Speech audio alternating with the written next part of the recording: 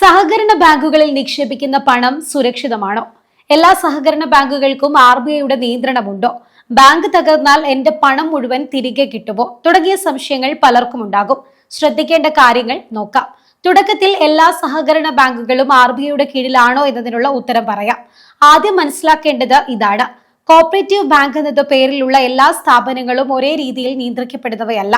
കേരളത്തിലെ Kerala bank, urban cooperative bank തുടങ്ങിയ banking സ്ഥാപനങ്ങൾ RBIയുടെ ബാങ്കിംഗ് നിയന്ത്രണ ചട്ടങ്ങൾക്ക് വിധേയമാണ്. അതേസമയം പ്രൈമറി അഗ്രികൾച്ചറൽ ക്രെഡിറ്റ് സൊസൈറ്റീസ് പോലുള്ള ചില പ്രാഥമിക സഹകരണ സംഘങ്ങൾ സാധാരണ ബാങ്കുകളെ പോലെ RBIയുടെ നേരിട്ടുള്ള ബാങ്കിംഗ് നിയന്ത്രണത്തിൽ വരുന്നില്ല. അതുകൊണ്ട് ഒരു സ്ഥാപനം കോർപ്പറേറ്റീവ് ആണെന്ന് മാത്രം കേട്ട് അതിന്റെ സുരക്ഷയെക്കുറിച്ച് ഒരു പൊതുവായ നിഗമനത്തിലെത്തുന്നത് ശരിയല്ല. നിങ്ങൾ പണം നിക്ഷേപിക്കുന്നത് ബാങ്കിലാണോ സഹകരണ സംഘത്തിലാണോ എന്ന് ആദ്യം തന്നെ മനസ്സിലാക്കിയിരിക്കണം. ഇനി DICGC ഇൻഷുറൻസ് എന്താണ് എന്ന് പറയാം. ഇതാണ് നിക്ഷേപകർ ഏറ്റവും ശ്രദ്ധിക്കേണ്ട കാര്യം. DICGC എന്നത് deposit insurance and credit guarantee corporation ആണ്. ഇത് ഇന്ത്യയിലെ ബാങ്കിംഗ് നിക്ഷേപങ്ങൾക്ക് ഡെപ്പോസിറ്റ് ഇൻഷുറൻസ് നൽകുന്ന സംവിധാനമാണ്. DICGCയുടെ നിലവിലെ ഔദ്യോഗിക വിവരം അനുസരിച്ച് DICGCയിൽ ഇൻഷുറൻസ് ചെയ്തിരിക്കുന്ന സഹകരണ സംഘങ്ങളിലെ savings account, fixed deposit, current account, recurring deposit തുടങ്ങിയ നിക്ഷേപങ്ങൾക്ക് പരിരക്ഷ ലഭിക്കും. ഒരു ബാങ്കിൽ ഒരേ അവകാശത്തിലും ശേഷിയിലുമുള്ള ഒരു നിക്ഷേപകന്റെ പ്രിൻസിപ്പൽ പ്ലസ് ഇൻട്രസ്റ്റ് ഉൾപ്പെടെ പരമാവധി 5 ലക്ഷം വരെയാണ് ഇൻഷുറൻസ് പരിരക്ഷ.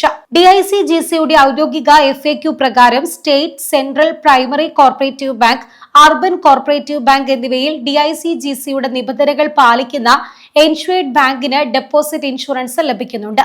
എന്നാൽ primary corporative societies DICGC insurance പരിധിയിൽ വരുന്നവയല്ല. അതിനാൽ നിങ്ങൾ പണം നിക്ഷേപിക്കുന്ന സ്ഥാപനത്തിന്റെ പേര് മാത്രം നോക്കാതെ അത് DICGC എൻഷ്വേർഡ് ബാങ്ക് ആണോ എന്ന് കൂടി പരിശോധിക്കുന്നത് നല്ലതാണ്. ഇനി മിക്കവർക്കുമുള്ള സംശയമാണ് ബാങ്ക് തകർന്നാൽ പണം ഉടൻ കിട്ടുമോ എന്നത്.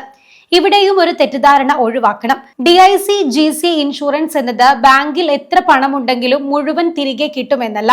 ബാധകമായ സാഹചര്യത്തിൽ പരമാവധി 5 ലക്ഷം വരെ മാത്രമാണ് ഡെപ്പോസിറ്റ് ഇൻഷുറൻസ് പ്രൊട്ടക്ഷൻ.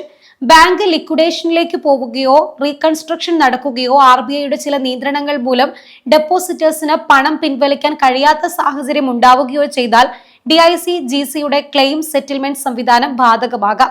അതുകൊണ്ട് വലിയ തുക ഒരു സ്ഥാപനത്തിൽ മാത്രം നിക്ഷേപിക്കുമ്പോൾ പ്രത്യേകം ശ്രദ്ധ വേണം. കേരളത്തിലെ സഹകരണ മേഖലയിൽ സംസ്ഥാന സഹകരണ വകുപ്പിനും പ്രധാന പങ്കുണ്ട്. സഹകരണ സ്ഥാപനങ്ങളുടെ രജിസ്ട്രേഷൻ, ഭരണപരമായ കാര്യങ്ങൾ, ഓഡിറ്റിംഗ്, ചില അന്വേഷണങ്ങൾ തുടങ്ങിയ മേഖലകളിൽ സംസ്ഥാന സംവിധാനങ്ങൾക്ക് ഉത്തരവാദിത്തമുണ്ട്. നിങ്ങളുടെ കയ്യിൽ വലിയൊരു തുകയുണ്ട് എങ്കിൽ മുഴുവൻ പണവും ഒരേ ബാങ്കിലോ ഒരേ സ്ഥാപനത്തിലോ നിക്ഷേപിക്കുന്നത് ഒഴിവാക്കുന്നത് റിസ്ക് നിയന്ത്രിക്കാൻ നിങ്ങളെ സഹായിച്ചേക്കും.